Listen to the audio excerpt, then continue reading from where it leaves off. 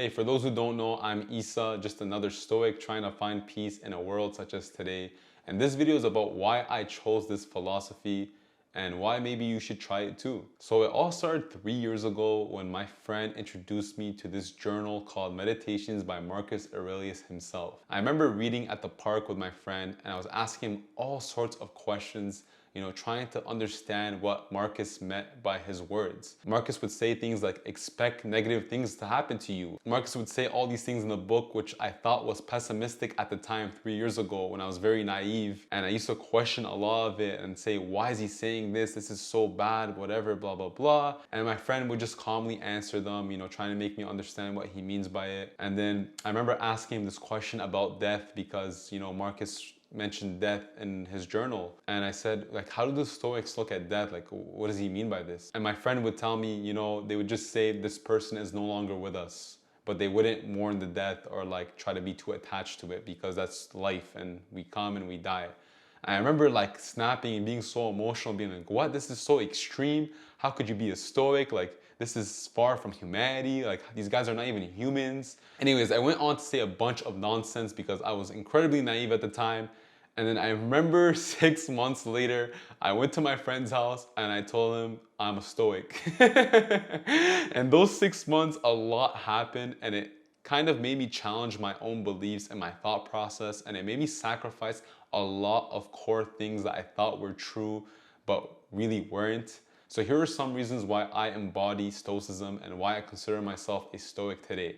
So being a Stoic doesn't mean that you're emotionless and you should be strong at all times and you're just this crazy warrior that nothing can affect him. That is a lowercase Stoicism. People confuse the two. So higher case Stoicism is the actual philosophy that the ancient Greeks used to practice. Lowercase Stoic is like that person in the movie that everyone's like, oh wow, he's so stoic.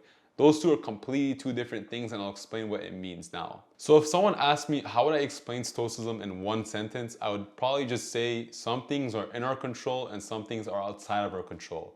For the things outside of our control, try not to stress too much over. And for the things in our control, do your best as a human being, do your moral obligation to live and pursue the best life that you can.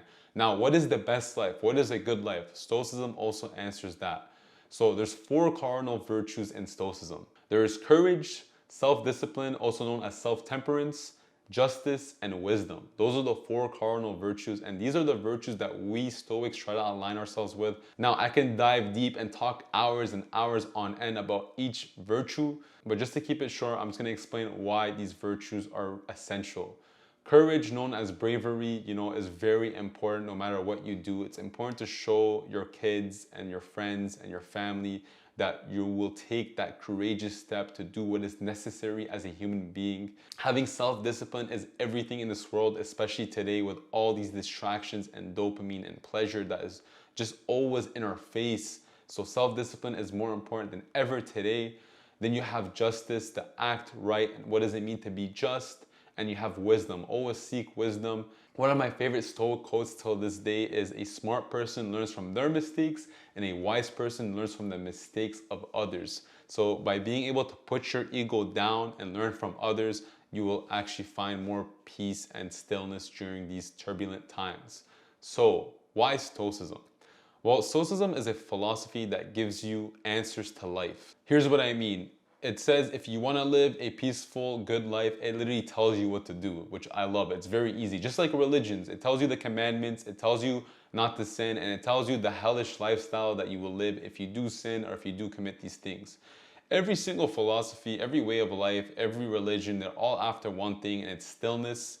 And in order to obtain stillness, everyone has their own way, but that's the end goal. So I chose Stoicism as my way of life because it makes the most sense to me. But as human beings, we're always trying to have confirmation bias. We're always trying to say, oh, I'm going to believe in these things and these things in this religion because it makes sense in my life. And I'm going to take this and this because it makes sense in my life.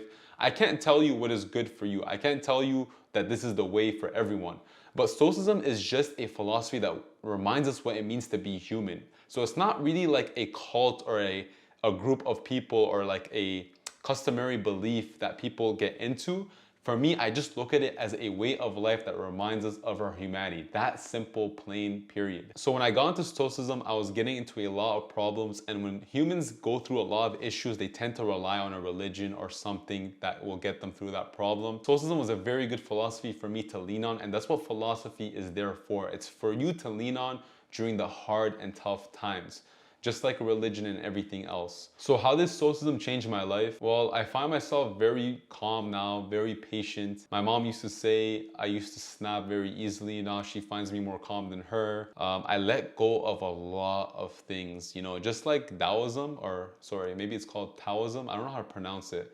And basically a philosophy by Lao Tzu, the art of just being still and letting go, which is also another Buddhist principle, which funny enough is the same as Stoicism. Buddhism and Stoicism are almost identical. So I guess you can say I'm a Buddhist. Not necessarily. So Buddhism has a lot of different schools, like the school of Theravada, and they have different schools like Zen Buddhism. So Stoicism is more with the school of Theravada. They have a lot of the similar principles and strategies that they use to live their life. That's why you may hear a Stoic say, I'm a Buddhist, or you might hear a Buddhist say, I'm a Stoic, because they're very similar in a sense. But anyways, not to get off topic, Stoicism showed me what it means to be a human, and I've developed such great character traits that have helped me self-improve in my life. So for example, if you are weightlifting right now, okay, and you're improving your physique and your physical looks and your body, Stoicism kind of explains why that's important and how to keep doing it. So if you're working out for the sake of just looking a certain way, or if you want to get girls, or if you want to compete with other men, that's fine too. But Stoicism shows you how it's your duty as a man to work hard, to exercise, to put your body through stress, because that is what it means to be human. And they go and explain why, and they use such amazing logic and reasoning, and they rationalize. So to me, these people were very, very wise back in the day, because everything that they're saying 2,000 years ago is applicable to the modern world today. And anything that is applicable to the modern world today that have lasted for thousands of years is something that we should consider. So yes, you should consider learning more about religion. You should consider learning more about Buddhism. You should consider learning more about Hinduism. These are all things that have survived for a lot of years and centuries to come.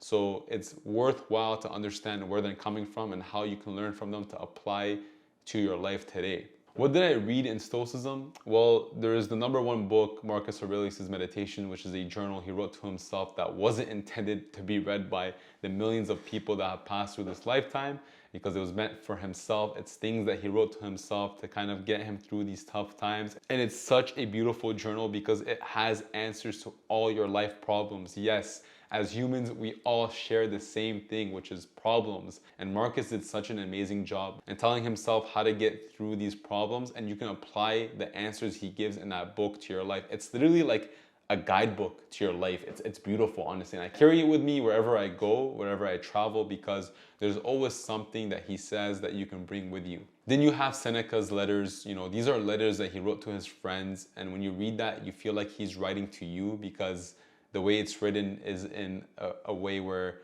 he's trying to give you advice, which is really cool. So I find it very easy to read Seneca. Obviously, you know, getting into philosophy can be very deep and very hard to, you know, swallow and just to digest.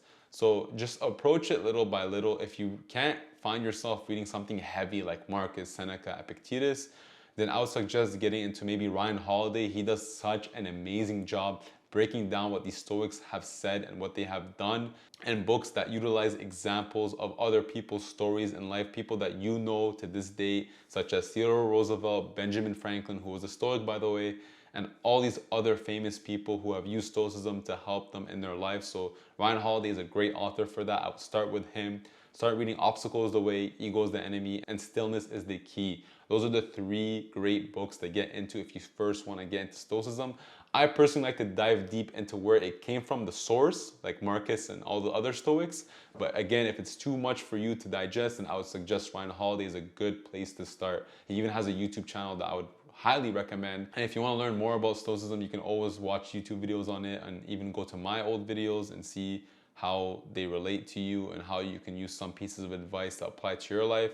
So it's just such a practical guidance to your life, and it just has helped me improve tenfold since I picked up that first Marcus Aurelius journal 3 years ago. So Stoicism, I am so grateful for it. I am so happy and glad that I can, do my duty as a man, as a human being for this philosophy, which is all that it is. So if you have any questions on it, I would love to do a Q&A about it. So that is why I chose Stoicism, and I hope it would convince you to at least just try it. I'm not saying believe in it and accept it as the truth, because it might not make sense to you, but at least just try it, because it's a very practical way to live your life. So give it a try.